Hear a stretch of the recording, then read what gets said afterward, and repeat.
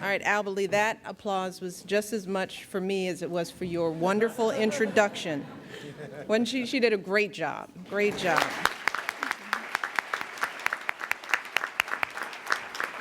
Just know that we're all very proud of you, and we're all very proud of every single one of your classmates and every single student here in the city of Philadelphia and the state of Pennsylvania. I am so pleased to be here today. So grateful, and thank you all for having me. Ever since July, when Secretary Vilsack visited here, he has not stopped talking about his visit here to Pennsylvania. No, really. I mean, and when I heard about it, I couldn't wait to get here. As we've been, talking about the garden and talking about this initiative, I'm like, I got to see what's going on in Philly, what's going on in Pennsylvania. So I'm thrilled to finally have the chance to come here and see for myself. And I want to thank Secretary Vilsack, not just for, being out front on this issue, but for his leadership and work at the U.S. Department of Agriculture. I also want to thank Secretary Geithner also for joining us today. Both of them have just been terrific resources and support, not just in the cabinet, but just in everything that we're doing. And I don't think that many Treasury secretaries can claim childhood obesity as part of their portfolio, right? I mean, it is pretty cool to have your husband's Treasury Secretary enthusiastically a part of this initiative. So I salute you for your work. I know your wife has a lot to do with it, but that's okay. I also want to thank Senators Casey and Carper as well for being here. Representatives Brady and Fatah, I'm trying to make sure I'm catching everybody, and Representative Schwartz for joining us today and for their work on behalf of the people of this state and for the people of Delaware. I want to thank Governor Rendell, Mr. Svelte. Looking good, and who's here. Every time I see him, he gets smaller and smaller. It's a good thing. He's looking good. And I also want to thank his wonderful wife, Judge Marjorie Rendell. I'm going to see you all very shortly tomorrow at the National Governors Association. I have to thank Mayor Nutter, who still is getting the award for one of the best campaign rallies we had here in Philly. He just blew out the introduction, had everybody crying, and so thank you for your support and your leadership here. Representative Evans, thank you for your outstanding work to ensure that the kids across the state can lead active, healthy lives. The work that you've done to get this going has been tremendous.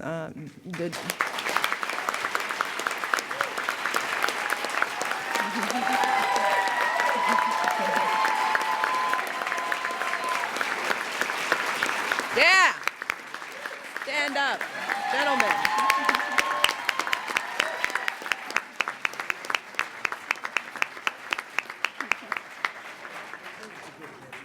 And I also have to recognize Pat Burns, who hosted us at the Fresh Grocer today.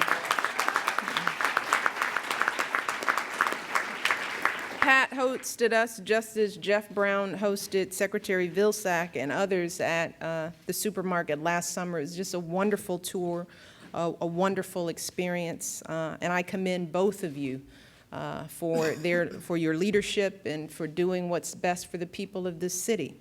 And I have to finally thank a few others. The Food Trust,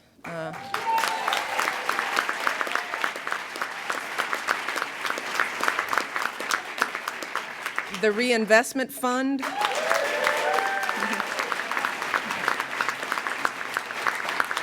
and the Greater Philadelphia Urban Affairs Coalition. You all have done extraordinary and some could say revolutionary work here in this city. And as you all have said consistently, you couldn't do it without each other. That has been the resonating message. So you all should be very proud to be highlighted here today for the work that you've done. It's really groundbreaking and hopefully will set the tone for what we can do throughout the country. 6 years ago, when this city had fewer supermarkets per person than almost anywhere in America, all right? That was 6 years ago. And when many folks had no access to healthy foods. 6 years ago, many neighborhoods had alarming rates of obesity-related conditions like heart disease and diabetes. The folks in the city, you all could have decided that you had an unsolvable problem on your hands, right? You could have done that. You could have decided that these problems were just too big and too complicated and too entrenched, and thrown your hands up and walked away. But instead, you all took a stand, a really important collaborative stand. You decided first that no family in this city should be spending a fortune on high-priced, low-quality foods because they have no other options. You decided that no child should be consigned to a life of poor health because of what neighborhood his or her family lives in. And you decided that you weren't going to just talk about the problem or wring your hands about the problems, but you were going to act. And that's precisely the kind of determination, the kind of commitment that we need to address the epidemic of childhood obesity in this country. And this issue is an issue of great concern to me, and I've said this before, not because I'm First Lady, or not just because I'm First Lady of this country, but because I'm a mother. And I care about my kids, and I care about all of our kids. And I know that this issue is a great concern to all of you. Everyone around this country, we all care about our kids. That's why last week we enthusiastically and proudly launched Let's Move.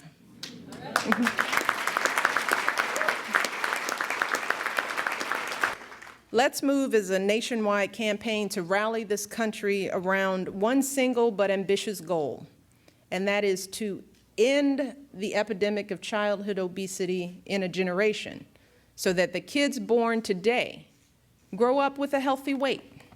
Simple but ambitious. So this is what we need to do. Let's move to help families and communities make healthier decisions for their kids.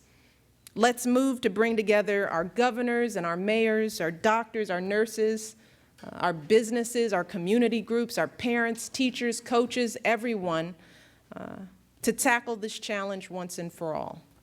And let's move to get our kids what they need to succeed in life. Let's move to ensure that they have the energy and the strength to succeed in school and then in the careers that they choose.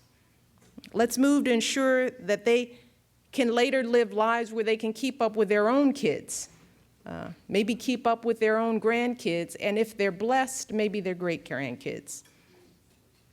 And Let's Move is a simple initiative with 4 parts. And Albali, very well laid them out. Good job.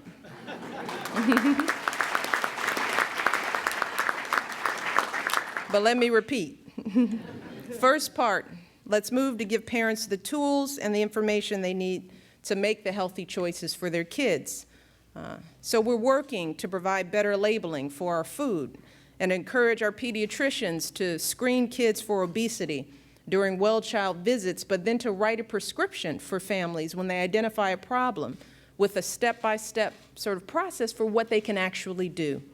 And we've started this wonderful website called letsmove.gov to help provide tips and step-by-step strategies on eating well and staying active so parents don't feel alone and isolated as they're trying to figure this out. Second part, let's move to get more nutritious food in our schools.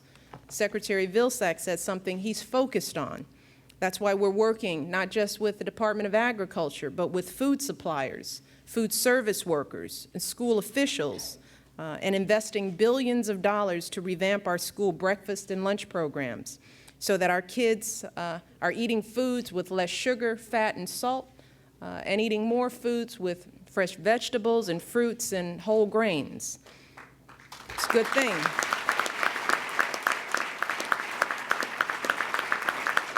The third part of the initiative is Let's Move. That's literally, let's move. We got to move. We got to find ways for our kids to be more active, both in and out of school. That's why we're expanding and modernizing the President's Physical Fitness Challenge. And we've recruited professional athletes from all across this country who are just ready and willing to encourage our kids to get and to stay active. And then finally, one of the reasons why we're here, the final component, let's move to ensure that all families have access to healthy, affordable food in their own communities.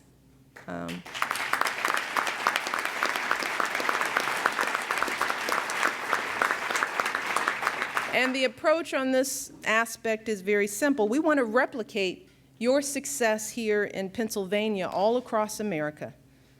Again, 6 years ago, this state decided to invest $30 million in fresh food financing, which has leveraged $190 million more from the private and nonprofit sectors.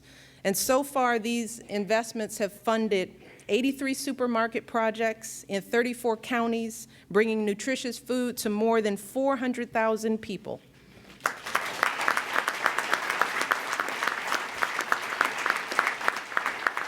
And more importantly, in this economy, this investment is projected to create more than 5,000 jobs.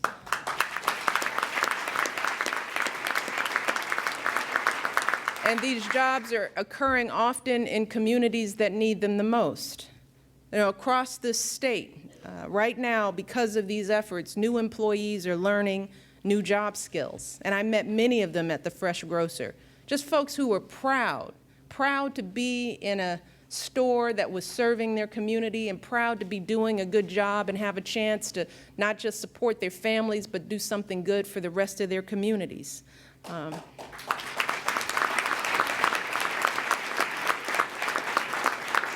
But these new stores are also bringing new economic development into these communities because they serve as anchors to attract other businesses to invest and creating even more new jobs.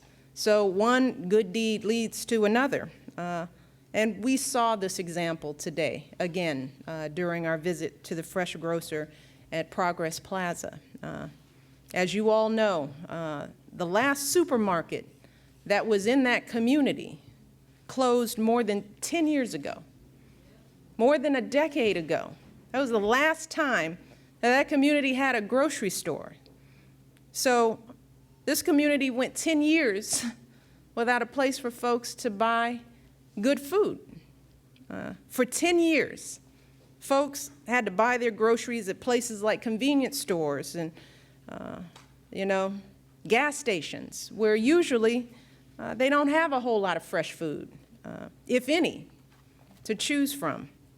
So that means if a mom wanted to buy a head of lettuce to make a salad in this community or have some fresh fruit for their kids' lunch, that means she would have to get on a bus, navigate public transportation with big bags of groceries, probably more than one time a week, or worse yet, pay for a taxi cab ride to get to some other supermarket in another community just to feed her kids.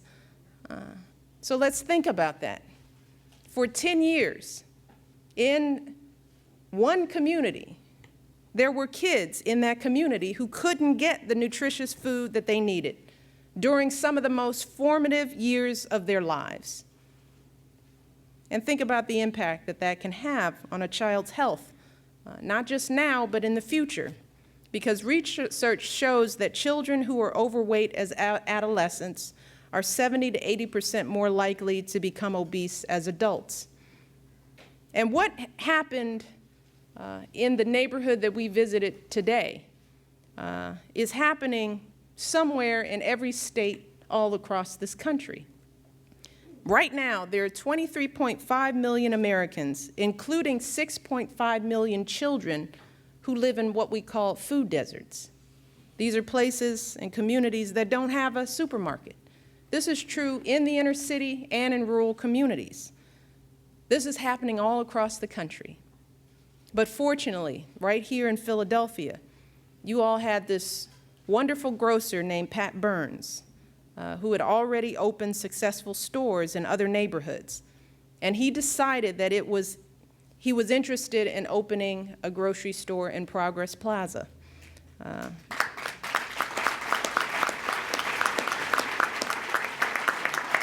But he could only do it because of a grant from the Fresh Food Financing Initiative.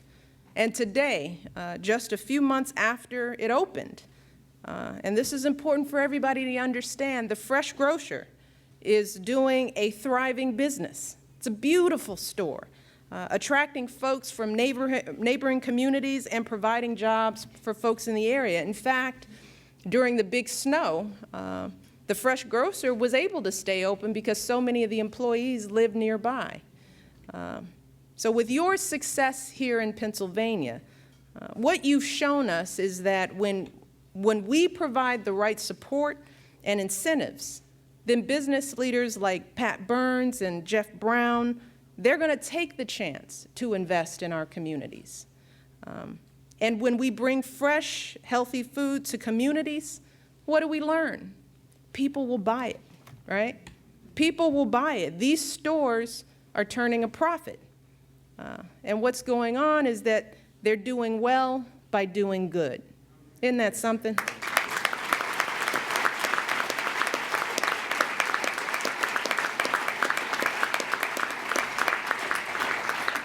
So it's because of this example that part of Let's Move, we created this Healthy Food Financing Initiative that's modeled on what's been going on here. And as Secretary Geithner said, with a modest initial investment of about $400 million a year, we're going to use that money to leverage hundreds of millions of more from private and nonprofit sectors to bring grocery stores and other healthy food retailers to underserved communities all across this country. If you can do it here, we can do it around the country. And our goal is ambitious. It's to eliminate food deserts in America completely in 7 years.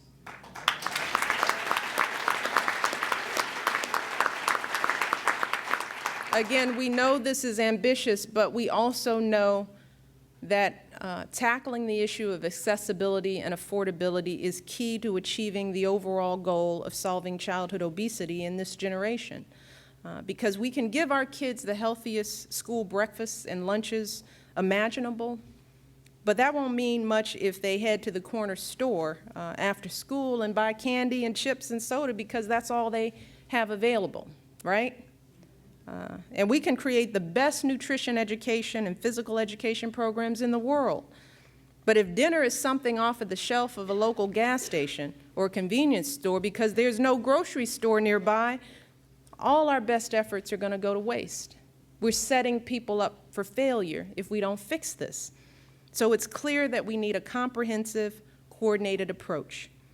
But we also have to be clear that that doesn't mean that it requires a bunch of new laws and policies from Washington, D.C. I have spoken to many experts on this issue, and not a single one of them has said that the solution to this problem is to have government telling people what to do in their own lives. It's also not about spending huge sums of money, particularly during these times when so many communities are already stretched thin. Instead, it's about doing more with what we already have. And as you've shown us here in Philadelphia, it's about smart investments that leverage more investments and then have the potential to pay for themselves many times over in the long run. What you've clearly demonstrated here in this city and in this state is that we can do what's good for our businesses and our economy while doing what's good for our kids and our families and our neighborhoods at the same time. We can do it all.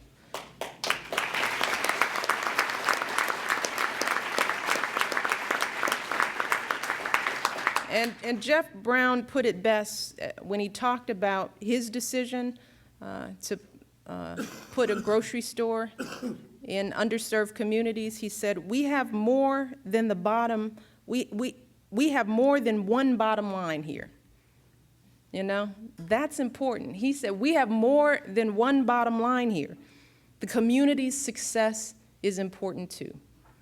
That's a wonderful spirit.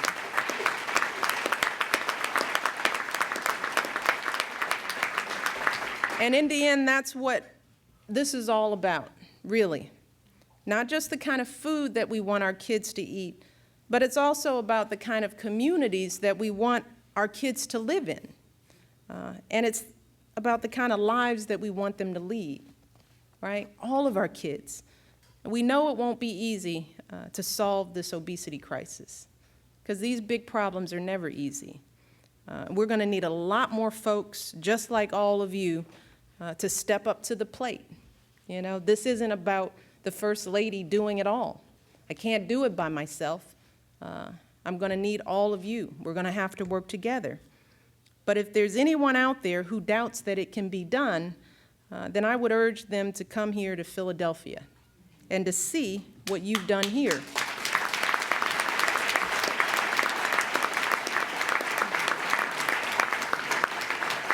I would urge them to see the difference that we can make when government and businesses and community groups and ordinary folks come together to tackle a common problem. It's a powerful thing. I would urge them to imagine what we can achieve if we take programs like this that have lifted up so many communities here in Pennsylvania, and then we bring those programs and those efforts and those ideas to every part of this country. Just imagine how many jobs we can create. Now just imagine how many neighborhoods that we could revitalize and how many lives could be transformed. You all are seeing that now. So let's move. That's really the point. If we know it can be done, let's move, let's get it done. Let's give our kids everything they need and everything they deserve to be the best that they can be. Thank you all. This has been a wonderful day. Thank you so much.